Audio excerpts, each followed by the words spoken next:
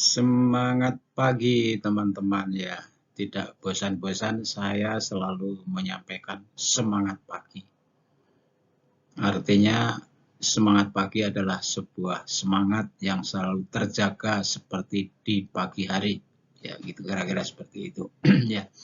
Semangat pagi teman-teman, semangat bertemu kembali di bagian 5 pada materi metode praktis menyusun penelitian kualitatif ya.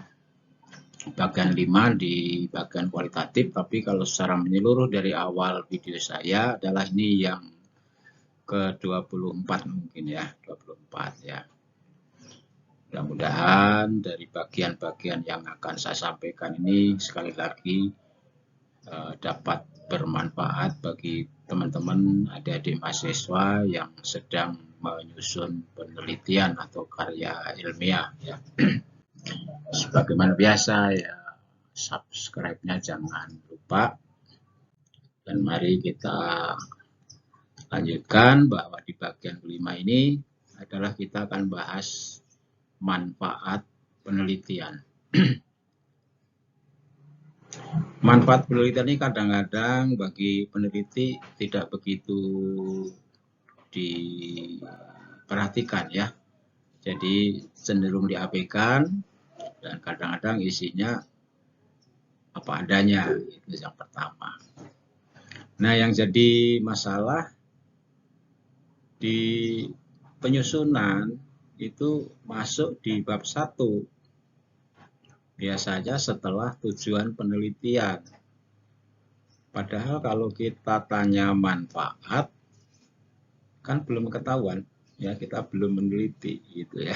Makanya ini debatable. Makanya kalau menulis nanti di manfaat ini di bab 1 kalau memang itu ada bagian manfaat, sebaiknya jangan lupa ada kata-kata diharapkan karena memang kita belum melakukan ya. Tapi karena sistematikanya biasanya masuk di bab 1 ya nggak apa-apa dikasih tambahan kata diharapkan, begitu saja lah kata-katanya ya. Nah, manfaat khusus dari penelitian kualitatif adalah bahwa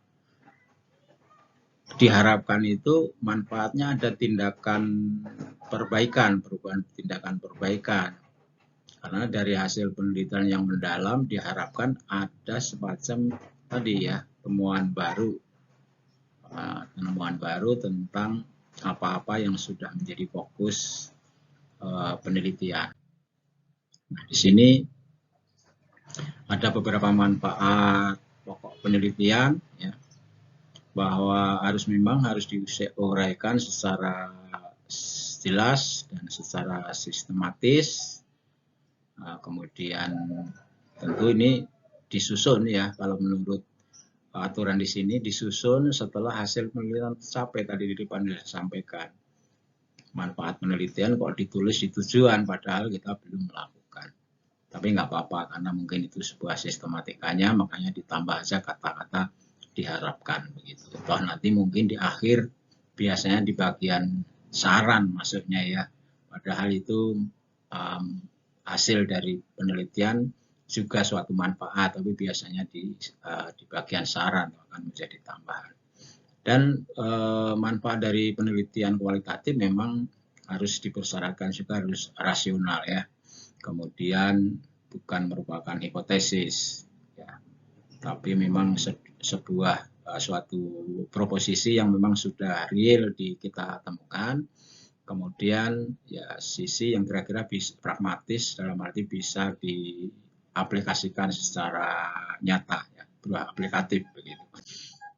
Kemudian fungsi dari manfaat kita menulis penelitian adalah bahwa bisa memberikan inspirasi kepada penelitian berikutnya ya.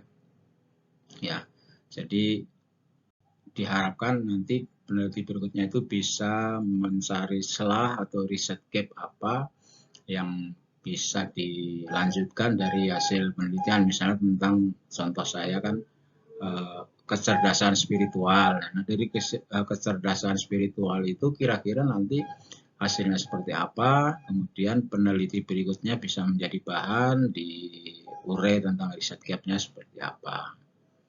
Nah, kemudian juga harus menjadikan referensi ya, referensi bagi siapa ya, bagi stakeholder. Referensi bagi stakeholder ya mungkin bisa individu, bisa institusi, pemerintah maupun swasta.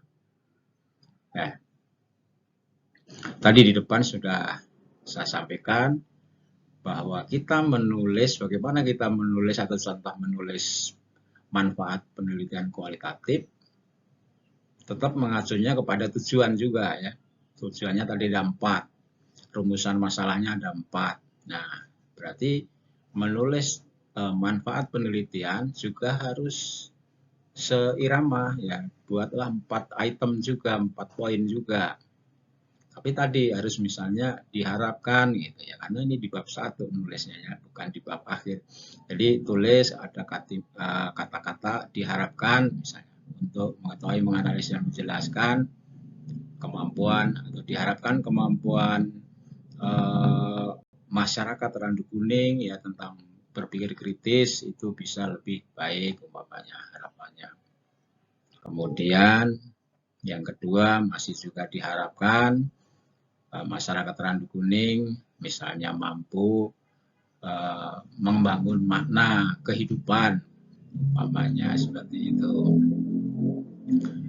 Kemudian tulisan harapan atau manfaat yang berikutnya adalah diharapkan misalnya masyarakat Randu Kuning bisa merasakan kehidupan secara spiritual umpamanya seperti itu.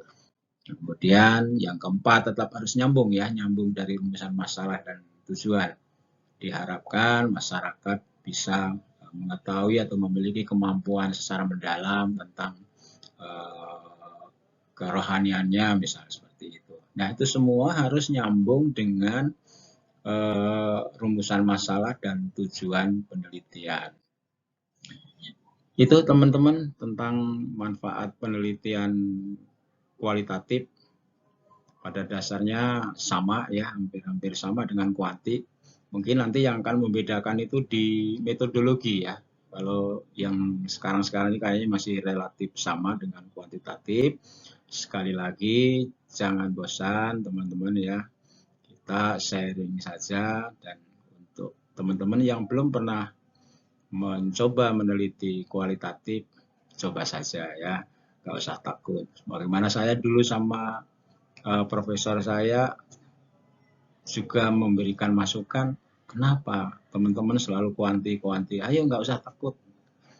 Ya, ternyata disertasi saya juga kualitatif ya gitu. Jadi ya pastilah di awal-awal bisa nggak, Yang penting kita sudah membekali diri dengan ilmu, tentu yang membekali diri dengan ilmu. Terima kasih, sampai ketemu. Assalamualaikum warahmatullahi wabarakatuh.